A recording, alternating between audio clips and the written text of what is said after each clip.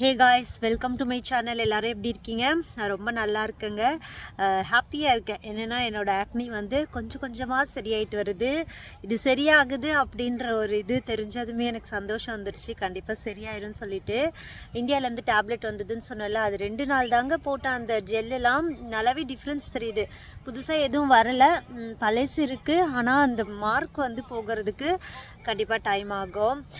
So அதான், எந்த கஷ்டமும் ஒருத்தருக்கு நிரந்தரம் கிடையாது. எல்லாமே வந்து ஒரு நாள் சரியாகுங்க. நம்ம எவ்வளோ கஷ்டம் இருந்தாலும் நம்ம கூட கை கொடுத்து ஆறுதல் சொல்ல ஒருத்தர் இருந்தாலே போதும். எனக்கு வந்து என் ஹஸ்பண்ட், அப்புறம் என்னோடய பெஸ்ட் ஃப்ரெண்ட், என்னோடய பேரண்ட்ஸ் சப்போர்ட்னால நான் வந்து இதை ஓவர் கம் பண்ணிகிட்ருக்கேன். ஸோ அதாங்க, எந்த கஷ்டமும் ஒருத்தருக்கு நிரந்தரம் கிடையாது, எல்லாமே சரியாயிரும். அப்புறம் வந்து இன்றைக்கி வீடியோ வந்து என்னென்னா, நியூசிலாந்து வந்து 2 இயர்ஸ் ஆயிடுச்சா. சரி, நம்ம வந்து ஒரு கனவோடு வந்திருப்போம். எனக்கெல்லாம் வந்து நான் வந்து ரொம்ப சிட்டியும் கிடையாது, ரொம்ப வில்லேஜும் கிடையாது. சென்னையில் வந்து ஒரு கிராமம் மாதிரி தான் வச்சுக்கோங்களேன். அங்கேருந்து வெளிநாடு வர்றதுன்றதெல்லாம் பெரிய கனவு தான். பை காட்ஸ் கிரேஸ் நான் வந்து ஒரு இதோட 12 வருஷமாக வெளிநாட்டில் இருக்கேன். அதெல்லாம் நினைக்கும் போதே வந்து நம்ம லைஃப்பில் காட் எவ்வளோ பிளெஸ்ஸிங் கொடுத்துருக்காரு அப்படின்னு தான் தோணுது. ஸோ ட்ரீம் கம் ட்ரூ மாதிரி தான். ஸோ என்னோடய லைஃப் எப்படி மாறி இருக்கு, அது எஸ்பெஷலி இந்த 2 இயர்ஸில் வந்து நியூசிலாண்டில் இருக்கும் போது என்னோடய லைஃப் எப்படிலாம் மாறி இருக்கு. நாங்கள் ஒரு எக்ஸ்பெக்டேஷனோட கனவுகளோடு வந்தோம்ல, அதெல்லாம் வந்து கொஞ்சம் கொஞ்சமாக நிறைவேறிட்டு இருக்கா, இல்லை எப்படி நான் ஃபீல் பண்ணுறேன் அப்படின்னு சொல்லிட்டு இந்த வீடியோவில் பார்க்கலாம். ஆக்சுவலி வந்து இப்போ நான் ஈவினிங் தான் இன்ட்ரோ எடுத்துகிட்ருக்கேன். மார்னிங் வந்து நாங்கள் ஃபஸ்ட்டு நியூசிலாந்து வந்த புதுசில் ஒரு இடத்துல ரெண்ட்டுக்கு இருந்தோம்ல, அந்த ஏரியாவில் வந்து நாங்கள் நடந்து போவோம் காலையில் அந்த ஸ்ட்ரீட் வழியாக. ஸோ அந்த ஸ்ட்ரீட் வழியாக இன்றைக்கி போய் அப்படியே அந்த ஏரியாவை கொஞ்சம் கவர் பண்ணியிருக்கேன். அப்படியே வாய்ஸ் ஓவர் கொடுக்குறேன். நியூசிலாண்டில் இருக்க வீடுகளையும் பார்த்துட்டு நான் பேசுகிறதையும் அப்படியே கேட்டுட்டு வீடியோ எப்படி இருந்ததுன்னு மறக்காமல் கமெண்ட்டில் சொல்லுங்கள். சப்போர்ட் பண்ணுங்கள். வாங்க இப்போ வீடியோக்குள்ளே போகலாம்.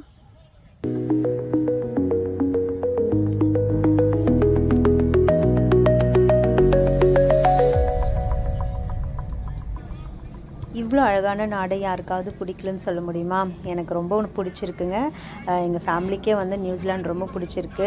நியூசிலாந்து வந்தது கரெக்டான டெசிஷனா அப்படின்னு வந்து என்ன கேட்டால், நான் வந்து கரெக்டாக தான் டிசைட் பண்ணியிருக்கேன் அப்படின்னு சொல்லுவாங்க. ஒரு 3 விஷயம் நாங்கள் வந்து இந்த கண்ட்ரிக்கு வர்றதுக்கு முன்னாடி எதிர்பார்த்து வந்தோம்.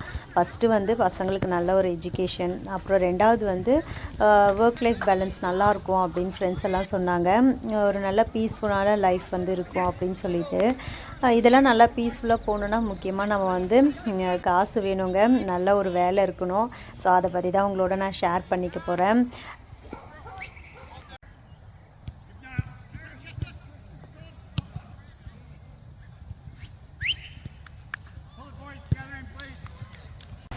இது தாங்க எங்கள் வீட்டு பக்கத்தில் இருந்த ஹெரால்ட் பார்க். அந்த கம்யூனிட்டி சர்வீஸ்க்கு தான் வந்து, அந்த கம்யூனிட்டி சென்டருக்கு தான் நான் வருவேன் எவ்ரி மண்டே. இப்போல்லாம் வர்றதில்ல. வாங்க இப்போ வந்து நம்ம அப்படியே சுற்றி பார்த்துட்டு இதுக்கப்புறம் வாய்ஸ் ஓவர் தான் தருவேன். இந்த ஏரியா பார்த்திங்கன்னா நாங்கள் நியூசிலாந்து வந்த புதுசில் இருந்த இடங்க. ஒரு வருஷம் இந்த ஏரியாவில் தான் இருந்தோம்.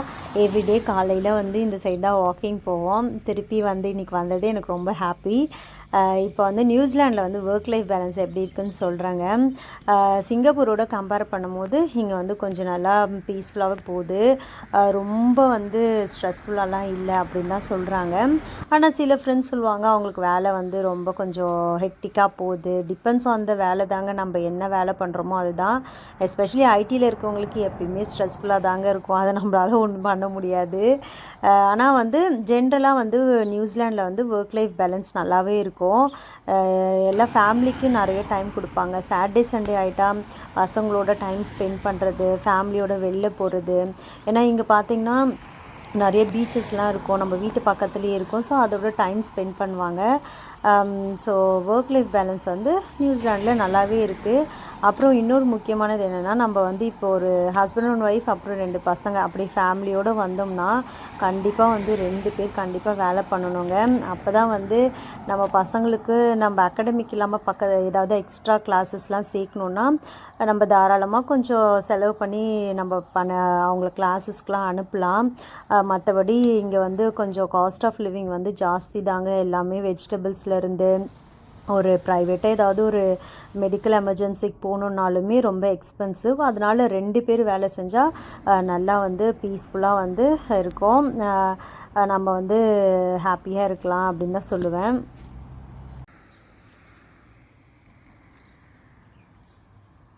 நெக்ஸ்ட்டு பார்த்திங்கன்னா பசங்களோட வந்து எஜுகேஷனுங்க.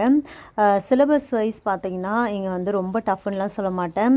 இந்தியா சிங்கப்பூரோட கம்பேர் பண்ணும்போது சிலபஸ் வந்து கொஞ்சம் ஈஸியாகவே இருக்குங்க. அகாடமிக்லலாம் பசங்க வந்து எக்ஸலன்ஸ் வாங்கிடுவாங்க, ஈஸியாகவே வாங்கிடுவாங்க. ஸோ அது ஒன்றும் அந்தளவுக்கு டஃப்பு கிடையாது.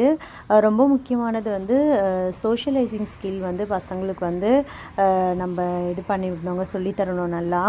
என்னோடய பசங்களை வந்து நான் வந்து ஃபுட்பால் கிளாஸஸ்க்கெலாம் அனுப்புகிறேங்க. ஸோ அது மூலிமா வந்து அவங்க மற்றவங்களோட நல்லா எப்படி மிங்கிள் ஆகணும், பேசணும், ஒரு நல்ல ஒரு ஃப்ரெண்ட்ஷிப் சர்க்கிள் அவங்களுக்கு வந்து ஃபார்ம் ஆகும்.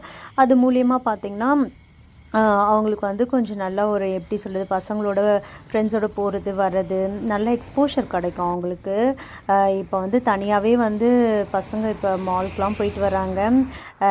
ஸோ அவங்களுக்கு ஒரு நல்ல ஒரு ஃப்ரெண்ட்ஸ் சர்க்கிள் வந்து ஃபார்ம் ஆகும். அப்புறம் வந்து ஸ்விம்மிங் கிளாஸும் வந்து அனுப்புங்க கண்டிப்பாக. ஏன்னா வந்து பசங்களுக்கு சர்வைவல் ஸ்கில்ஸ் வந்து நம்ம சொல்லித்தரணும். இங்கே வந்து நியூசிலாந்து சுற்றி பார்த்திங்கன்னா நிறைய பீச்சஸ்லாம் இருக்குது. ஸோ அதனால் ஸ்விம்மிங் வந்து கம்பல்சரி வந்து இங்கே கற்றுக் கொடுப்பாங்க.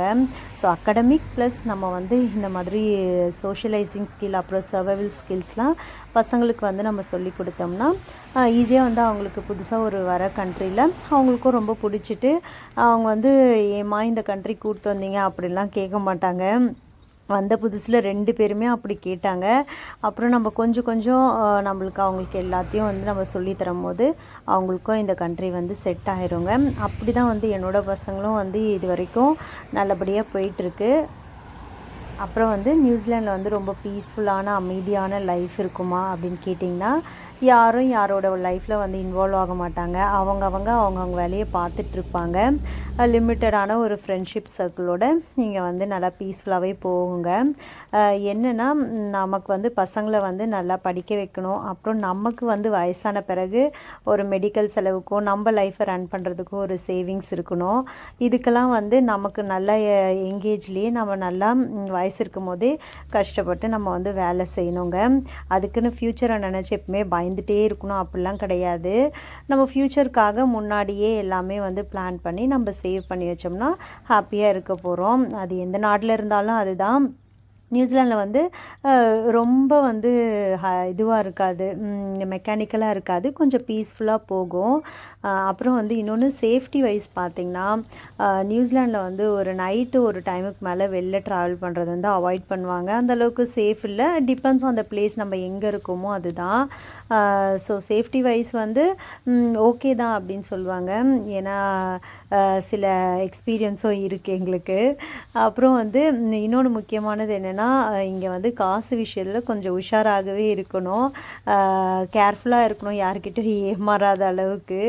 ஸோ இதெல்லாம் வந்து கம்ப்ளீட்லி என்னோடய பர்சனல் எக்ஸ்பீரியன்ஸ் மூலியமாக தான் உங்களோட ஷேர் பண்ணிக்கிறேன் நான். ஒருத்தருக்கும் ஒரு எக்ஸ்பீரியன்ஸ் இருக்கும். ஸோ இந்த வீடியோ எப்படி இருந்துச்சுன்னு சொல்லுங்கள், உங்களோட எக்ஸ்பீரியன்ஸும் ஷேர் பண்ணிக்கோங்க. இப்போ தான் 2 வருஷம் ஆகுது. அந்தளவுக்கு ரொம்ப பேட் எக்ஸ்பீரியன்ஸ்லாம் எதுவும் கிடையாதுங்க. இந்த கண்ட்ரி வந்து எனக்கு ரொம்ப பிடிச்சிருக்கு.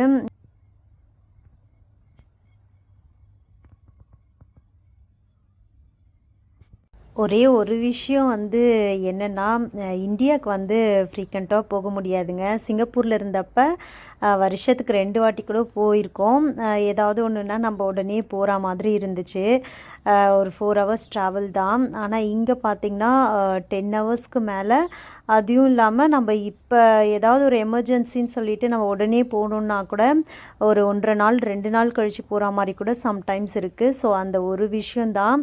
இதெல்லாம் தெரிஞ்சு தான் வந்து நம்ம வெளிநாட்டுக்கு வரோம், தெரியாமலாம் யாரும் வர்றது கிடையாது.